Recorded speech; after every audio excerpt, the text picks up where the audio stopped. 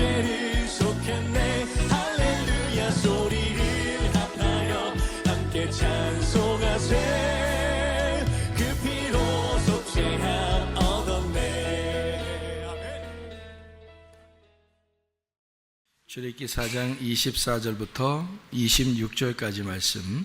모세가 길을 가다가 숙소에 있을 때에 여호와께서 그를 만나사 그를 죽이려 하신지라. 십보라가 돌칼을 가져다가 그의 아들의 포피를 베어 그의 발에 갖다 대며 이르되 당신은 참으로 내게 피난편이로다 하니 여호와께서 그를 놓아 주시니라. 그때 십보라가 피난편이라 함은 할례 때문이었더라. 아멘. 출애굽기 4장에 모세가 이제 하나님을 이제 만나는 그런 장면들을 우리가 볼 수가 있죠.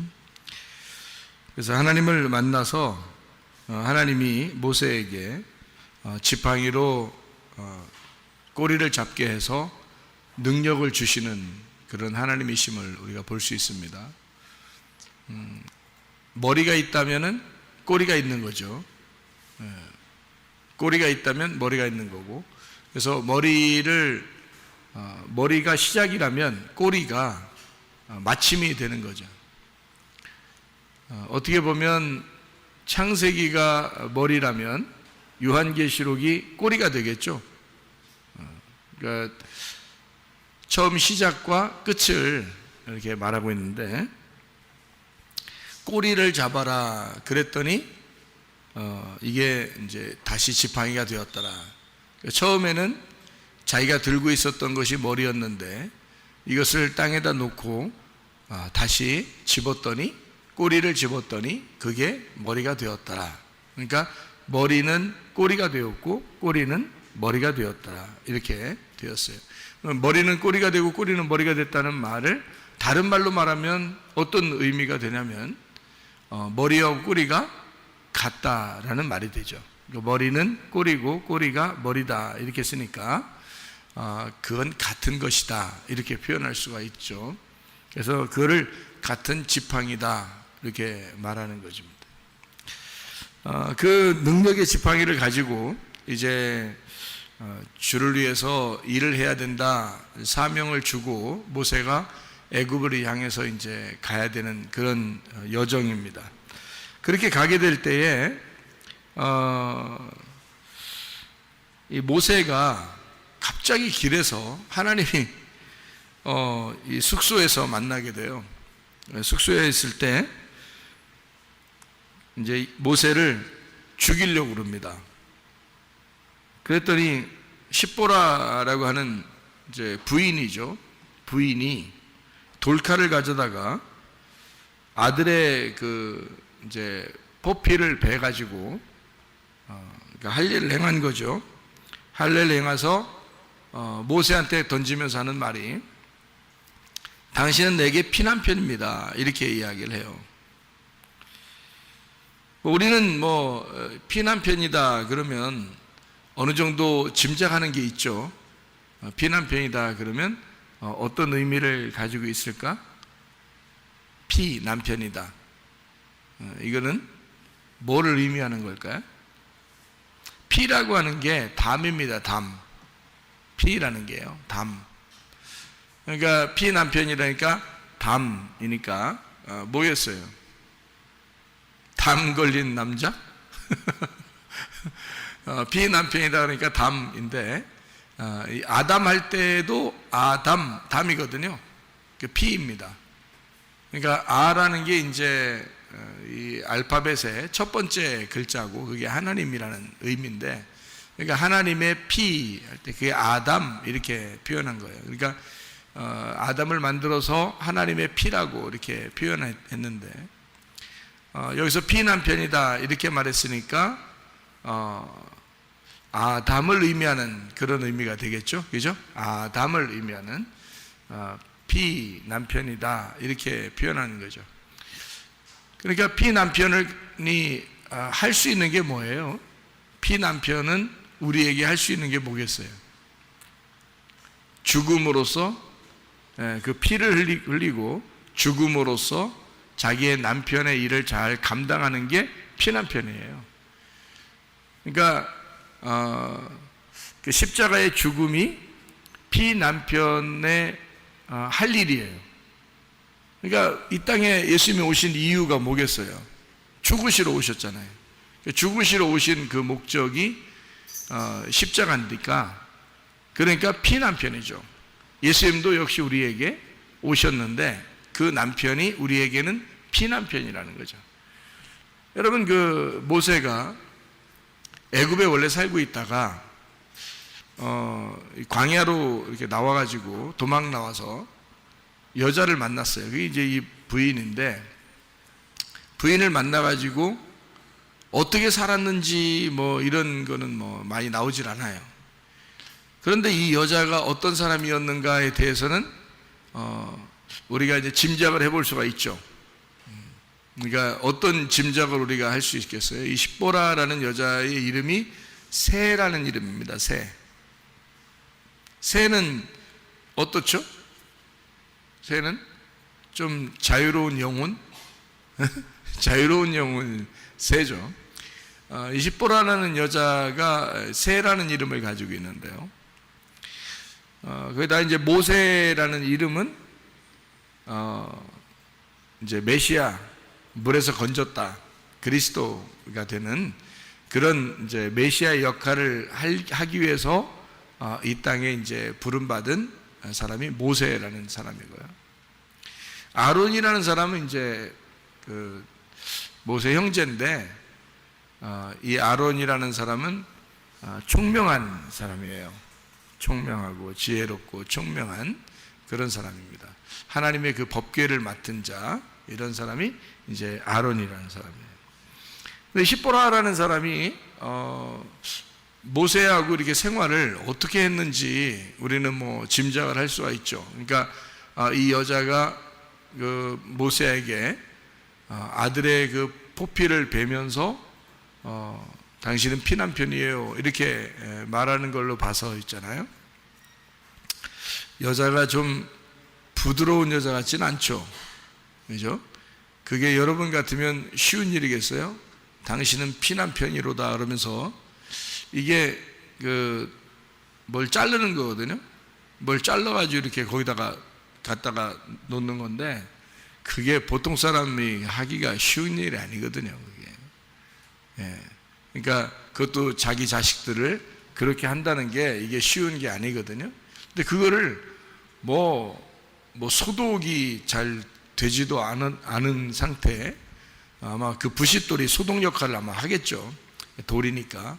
그래서 그걸로 막 잘라가지고 이렇게 던지는 걸 봐서 그 여자가 보통 여자는 아니다, 이런 우리가 짐작을 할 수가 있죠. 부드러운 여자 같지는 않다, 이거예요.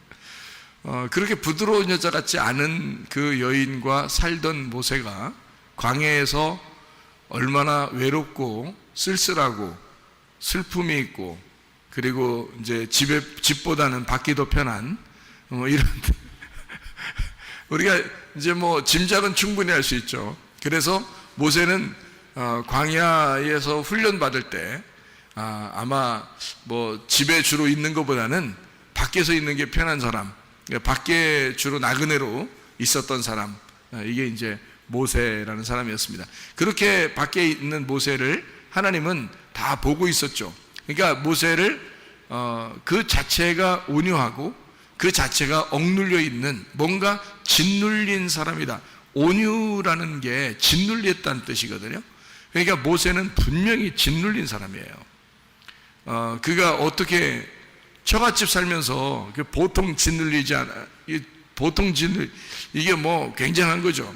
모세가 애굽에서는 그래도 왕자로 자라났는데, 뭐 나와가지고 광야에서 여자 하나를 만났는데 여자가 보통 여자가 아니야. 굉장히 막 힘도 강하고 막 그런 거 자르고 이렇게 할 정도면 이 보통 힘이 아니거든요. 웬만한 정신까지 못하는 거예요. 근데 그렇게 강인한 어떤 여자하고 만나게 됐고, 그리고 그 집안에 이제 처갓댁에 들어가서 살고 있는데, 주로 이 모세가 보니까 밖에 나와서 양을 치다가 하나님이 모세를 부르시는 걸로 봐서 이 모세는 혼자 양들을 데리고 밖에 나와 있었던 그런 생활을 했던 거죠. 만약에 그때 그 여인하고 또는 자식들하고 같이 있었다면 하나님을 같이 만났겠죠. 그죠? 야, 우리 같이 한번 저기 올라가 볼까? 이렇게 해서 같이 올라가서 만났겠죠. 근데 모세가 혼자 올라간 걸로 봐서 양을 혼자 치고 있었다. 이거는 금방 짐작이 가는 그런 이야기들이죠. 그런 걸 보면 모세 자체가 광야에서 짓눌림 받은 사람이에요. 그러니까 아주 그 처참하고 자기 자신이 이렇게 심령이 가난해진 애통하는 그런 사람, 이런 사람이 이제 모세였고 온유한 사람이 되었다. 하나님은 이런 온유한 모세를 선택하셨죠.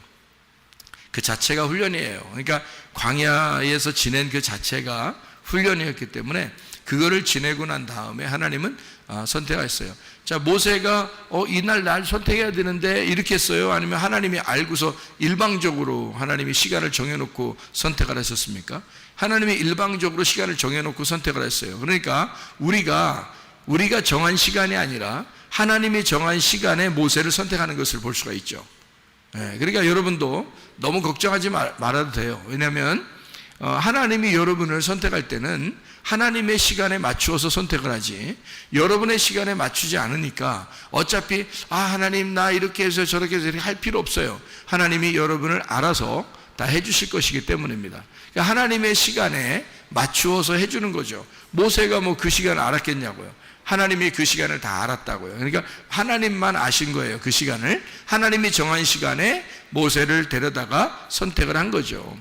그러니까 그렇게 선택하고서 모세를 이제 애굽으로 보내게 되는데 그냥 보내지 않고 이 길가에서 표적을 하나 보여줍니다. 그게 바로 뭐냐면 이제 피난편이라고 하는, 다시 말하면 할례를 통한 피난편이다 이렇게 알려주는 그런 내용이거든요.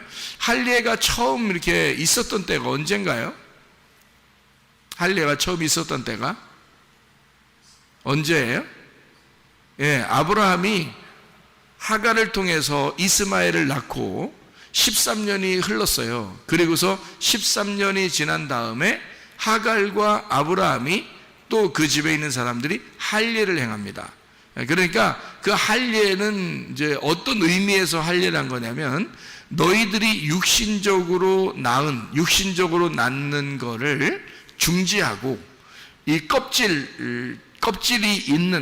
덮여져 있는 육신적인 열매를 맺지 말고 이 껍질을 벗겨냄으로써 알곡을 이제 잉태해야 된다. 그래서 이스마엘은 육체로 낳았지만 이 알곡, 그러니까 껍질을 벗겨낸 할례를 받고 난 다음에는 그때는 이삭을 낳게 된다. 이것을 알려주는 그 장면이거든요.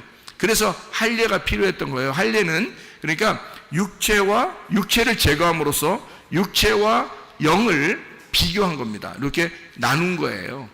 그게 할례라고 하는 거거든요.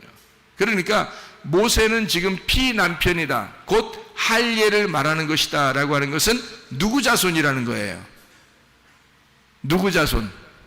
아브라함의 자손이라는 거죠.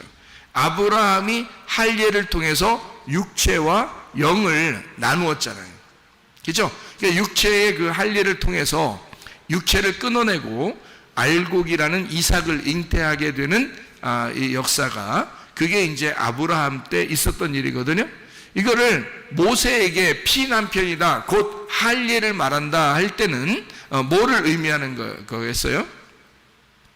모세를 통해서 모세가 십자가를 짐으로 육체의 죽음을 통해서 뭐를 잉태하고 낳겠다는 거예요? 알곡이라는 이스라엘을 끌어내겠다는 겁니다. 그죠? 이 모세가 가가지고 하나님의 백성, 그러니까 아브라함의 자손, 이삭의 자손들을 거기에서 끌어내겠다, 알곡을 끌어내겠다는 겁니다. 그러니까 피난편으로서 껍질을 벗겨내고 육체의 할례를 행함으로써 이제 알맹이를 건지는, 알맹이를 구원하는 역사를 이루겠다라고 하는 하나님의 의도가 있는 거죠. 그래서 하나님은 모세를 막 죽이려고 한다. 왜 죽이려고 하나 이거예요. 죽이려고 하는 이유는 할례 때문이에요. 할례를 받기 전과 할례 받은 후, 성경엔 할례를 받기 전을 예수님 오시기 전이라고 말할 수 있고요, 할례 받은 이후를 예수님 이후라고 말할 수 있어요. 우리에게도 마음의 할례가 필요해요. 그래서 마음의 할례라는 건 마음의 껍질을 벗겨내고 마음의 알맹이를 통해서 살아가야 된다는 것에 우리 마음의 할례가 필요한 건데, 마음의 할례를 받기 전은 우리가 예수 그리스도가 오시기 전을 말하고, 예수 그리스도가 온 이후는 할례 받은, 마음의 할례 받은 이후를 말하는 거예요. 그러니까 모세는 길에서 지금 피난편으로서 할례에 대한 지금 하나님께서 가르침을 이 모세에게 해주고 있는 거죠. 육체를 제거하고 가서 알맹이를, 너의 자식들인 알맹이를 데리고 나오라는 거죠. 그러니까 모세가 메시아로서, 그리스도로서 이제 애굽에 내려가서 데리고 나와야 할 것은 껍질이 아니라 알맹이라는 이삭의 자손들을 데리고 나와야 되는 거예요. 자, 아브라함의 자손, 이삭의 자손, 아브라함과 이삭과 야곱의 자손이 어디에 있어요? 애굽에 있잖아요, 지금. 그러니까 아브라함과 이삭과 야곱의 자손이 애굽에 있다고요. 에서의 자손이 아닙니다. 이스마엘의 자손이 아닙니다. 아브라함과 이삭과 야곱의 자손이에요. 왜 그러냐면 야곱 때 요셉을 통해서 야곱의 자손들이, 12명의 자손들이 다 내려갔죠, 애굽으로. 거기서 자손들이 번성했거든요. 그러니까 이 자손들은 지금 누구의 자손이에요? 아브라함의 자손이란 말이에요. 근데 아브라함의 자손인데 아브라함의 씨는 누구밖에 없었어요? 이삭밖에 없었어요. 그 이삭은 뭘 통해서 나타난 아들이에요? 할례를 받고 난 다음에 나타난 아들이란 말이에요. 그러니까 이삭의 자손, 야곱의 아들들, 그 자손들이 지금 애굽에 있는데 그들은 할례를 받고 난 아들이 낳은 자손들이란 말이에요.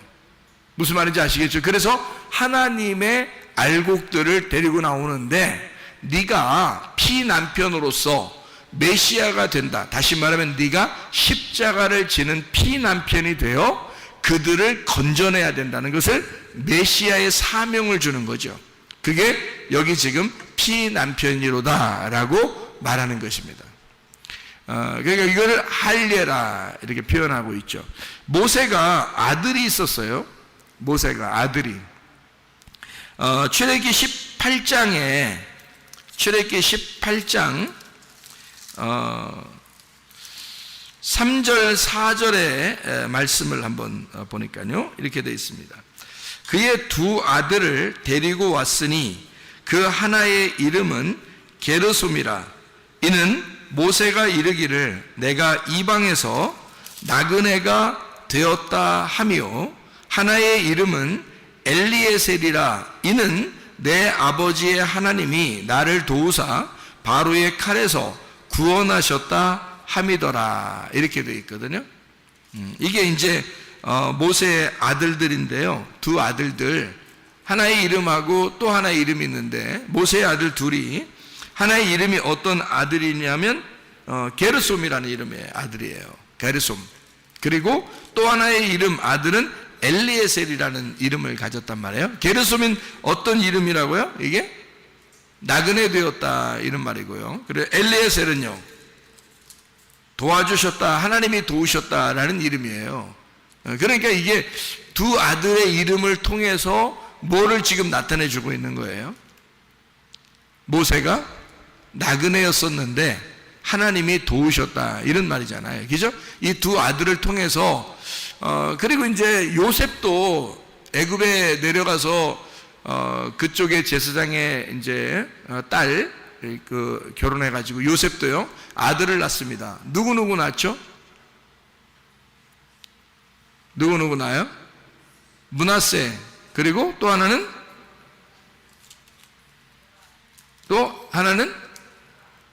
에브라임. 그러니까 므낫세와 에브라임을 나요. 므낫세가 무슨 이름이에요?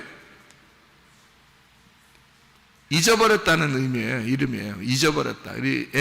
에브라임이라는 이름은요, 열매를 맺는다. 풍성한 열매를 맺는다가 에브라임이에요. 그러니까 하나님이 나의 모든 과거를 잊어버리시고 그리고 내게 열매를 주셨다. 이게 이제 두 개 이름이, 그러니까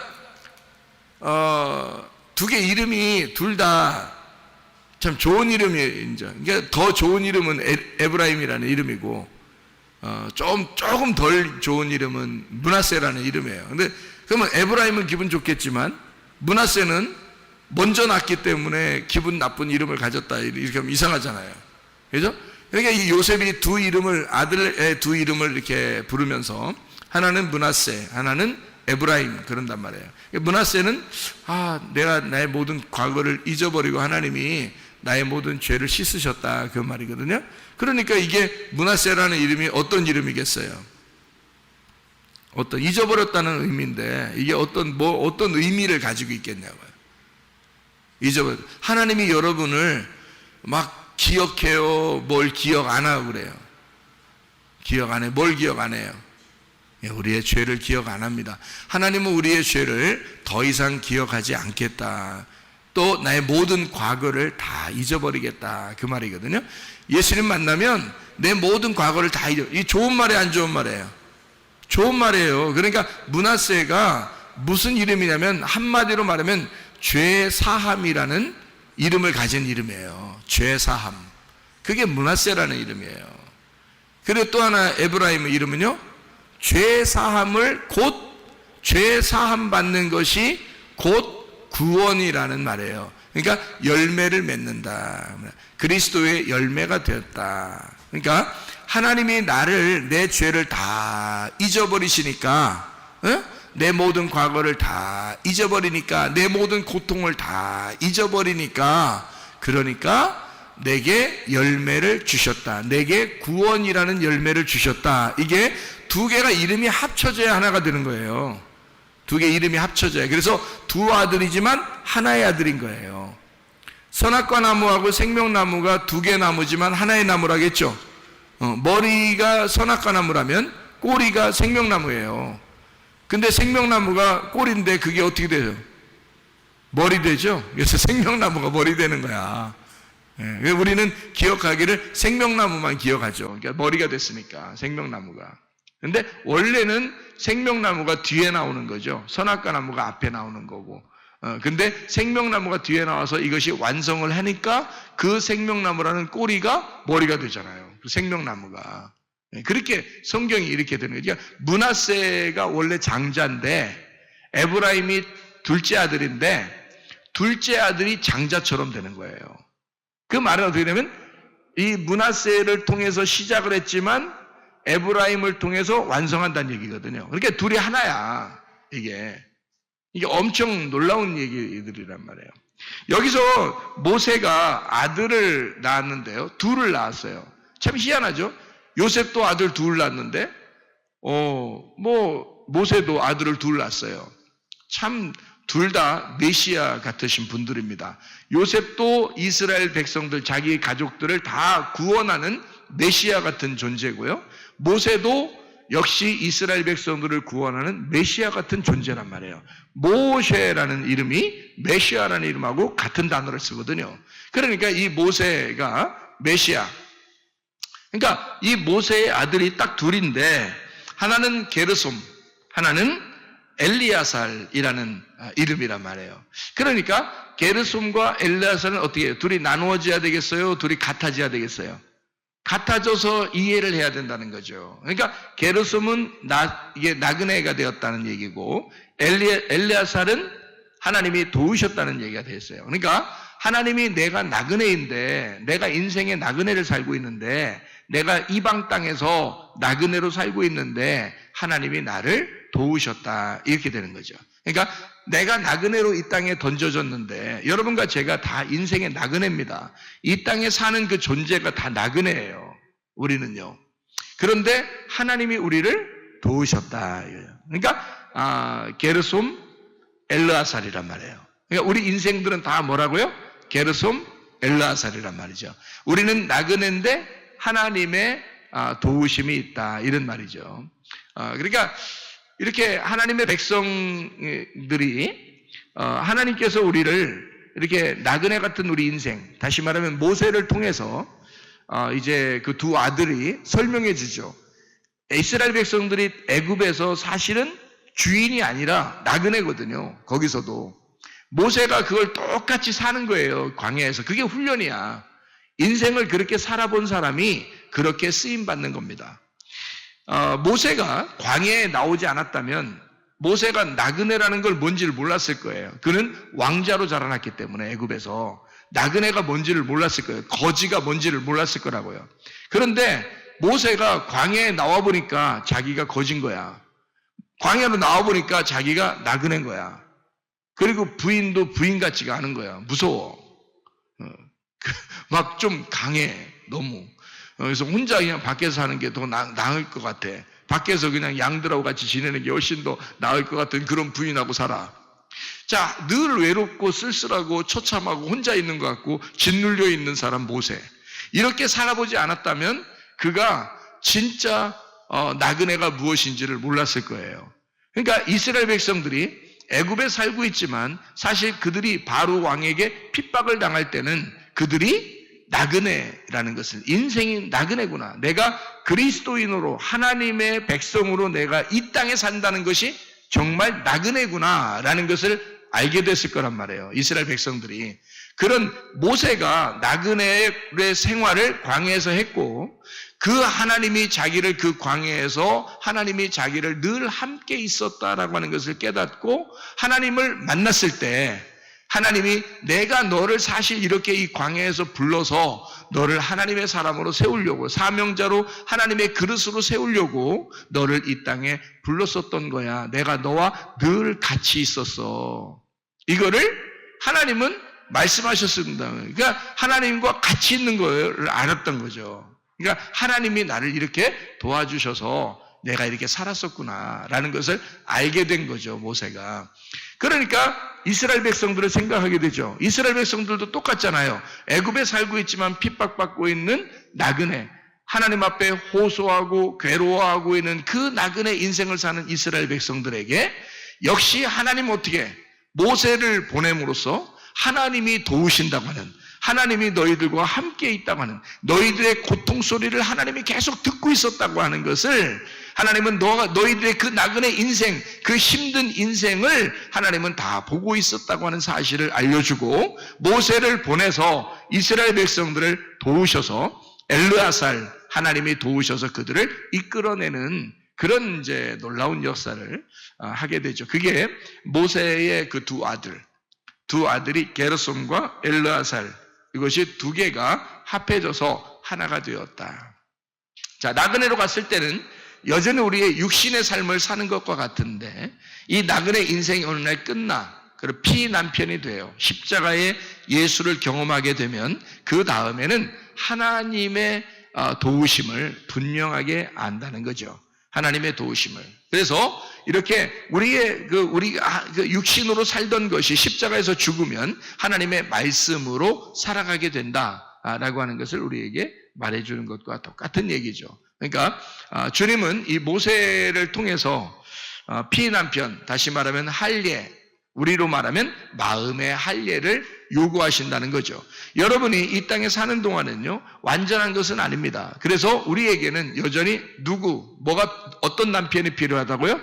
피난편이 필요하다고요. 그 피난편을 의지함으로써 그 피가 나를 구원하는 거죠. 그 피가 나를 치유하시는 거고, 피가 나를 문제를 해결하시는 거고요. 피가 나를 성공하게 하는 겁니다. 예수의 피, 하나님의 그 피가 우리에게 그 피 남편이 내게 옴으로써 그가 나를 구원하는 것입니다. 그게 모세고 메시아인 거죠. 여러분의 가정에도 하나님의 그 메시아의 놀라운 역사, 그 피 남편이 여러분의 가정의 주인이 되셔서 그 피 남편을 통해서 여러분 하나님이 여전히 도우시고 있다는 사실을, 앞으로도 계속 하나님이 임마누엘 하시고 하나님이 계속 도우신다고 하는 사실을 깨달으시기를 바랍니다. 우리 한번 기도하겠습니다. 기도할 때 하나님 아버지, 우리가 예수 그리스도를 의지하여 주님께 나아갑니다. 예수 그리스도가 나의 모든 질병과 고통에서 해방시켜 주시고 병을 치유해 주시옵소서, 문제를 해결해 주시옵소서, 하나님의 사명 가지고 주의 일을 감당할 수 있도록 하나님 우리를 도와주시옵소서. 우리 한번 기도합니다. 우리 하나님 아버지와 인도하시고 사랑하심을 믿습니다. 주여, 우리 하나님 아버지 주의 은혜 가운데 살게 하심을 믿습니다. 하나님의 도우심이 필요합니다. 하나님 엘라잘 되셔 우리의 하나님께서 우리를 도우심이 우리에게 늘 필요합니다. 하나님 아버지의 나그네 같은 이 인생에서 하나님의 도우심으로 주님 우리와 동행하시고 인도하실 줄로 믿습니다. 주의 뜻대로 살다가 주님 만나게 도와주시고 피난편 되신 예수 그리스도를 의지하오니 주여 우리의 모든 질병과 대사방받게 하시며 가정의 모든 문제를 해결되게 하시고 성령으로 기름 부시고 예수의 축복이 넘치게 도와주시옵소서. 비염은 떠나갈지어다, 아토피 떠나갈지어다, 의장병 떠나갈지어다, 어지럼증 사라질지어다, 두통은 사라질지어다, 류마티스 관절염 떠나갈지어다, 어깨 통증 사라질지어다, 허리 디스크 떠나갈지어다, 목 디스크 떠나갈지어다, 심장병 온전해질지어다, 각종 종의 암덩어리 떠나갈지어다, 감기 몸살 온전해질지어다, 협착증 사라질지어다, 건선피부 온전해질지어다, 이명은 사라질지어다, 자가면역 질환 온전해질지어다, 식도염 사라질지어다, 요런 녀석 떠나갈지어다, 전립선 온전해질지어다, 우울증, 불면증, 호황장애, 두려움, 불안, 초조 다 떠나갈지어다. 음란, 도직, 도둑질, 미움, 욕심행은 다 떠나갈지어다. 떠나갈지어다. 예수 그리스도 성령으로 충만하게 하셔서 주님과 동행하다 주님 만나게 도와 주시옵소서. 예수 그리스도 존귀하시는 받도록 기도 올리옵나이다. 아멘.